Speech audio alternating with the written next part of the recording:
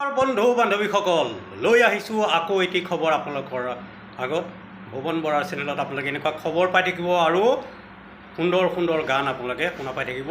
আজি মই গানৰ বিষয়ে কোৱা নাই, আজি মই আকৌ লৈ আহিছোঁ PF-ৰ বিষয়ে। যিসকলে কোম্পানী চাকৰি কৰি আছে তেওঁলোকৰ কিছু অংশ EPF-ত জমা হয়।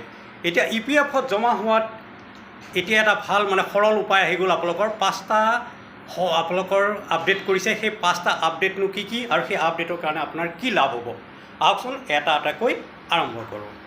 প্ৰথম আপডেটটো হৈছে, আগতে কি আছিল, আপোনালোকে যেতিয়া ফৰ্ম ভৰালে আপোনালোকে কি কৰিব লাগে, আপোনালোকৰ চেকিং হ'বৰ কাৰণে 10 দিন 20 দিন আকৌ ৰ'ব লাগে। মানুহেতো অবজাৰ্ভ কৰে এজন হয় নহয়, সকলো ঠিক আছে নে নাই। এতিয়া এনেকুৱা ধৰণৰ নহয়, অটো ছিষ্টেম। আপুনি আজি এপ্লাই কৰিব, কালি আপোনাৰ অলৰেডি অটো নিজে নিজে চেকিং হ'ব, অনলাইন চেকিং নিজে নিজে হ'ব আৰু তাত মানুহৰ দৰকাৰ নাই। চিধা কম্পিউটাৰে নিজে চেক কৰিব, কৰাৰ পিছত তাক অ'কে কৰিব আৰু 4 দিনৰ বা 3 দিনৰ ভিতৰতে আপোনাৰ পইচা আপুনি পাই যাব।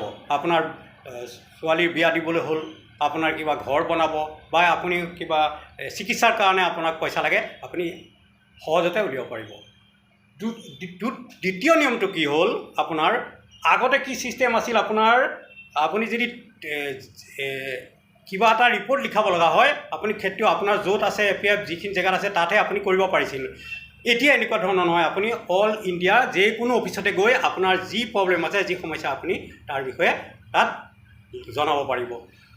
তৃতীয় নম্বৰটো হ'ল কি, আপোনাৰ এতিয়া আপুনি কোনো এটা কাম কৰিবলৈ 13 নম্বৰ ফৰ্ম ভৰাব লাগিছিল। আগতে 13 নম্বৰ ফৰ্ম ভৰাই আপুনি কি কৰিব লাগিছিল, UN নম্বৰ ট্ৰেন্সফাৰ কৰিব লাগিছিল। মানি লওক আপোনাৰ চাকৰি এটা কোম্পানীৰ পৰা এটা কোম্পানীলৈ বদলি হৈছিল, তেতিয়া বহুতেই আপোনাৰ কি আছিলে, আপোনাৰ টান আছিলে। এতিয়া কিন্তু ইজি হৈ গ'ল। আপোনাৰ চাকৰি এইটো কোম্পানী সিটো কোম্পানীলৈ বদলি হোৱাৰ পিছতেই আপোনাৰ EPF UN number automatically change হৈ যাব। গতিকে এতিয়া আপোনালোকে উমং এপত এতিয়া নাপাব, তাত কিছু দিগদাৰ হৈ আছে। গতিকে আপোনালোকে সোনকালে আপোনালোকে এতিয়া PF বেলেঞ্চ বুলি আপোনালোকে PF বেলেঞ্চ চাৰ্চ কৰিব।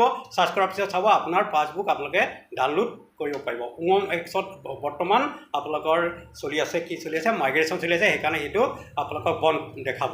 ধন্যবাদ। আৰু যদি EPF-ৰ বিষয়ে কিবা জানিব বিচাৰে আপোনালোকৰ মাজত লৈ আহিম। আজিলৈ আহোঁ, বাই বাই।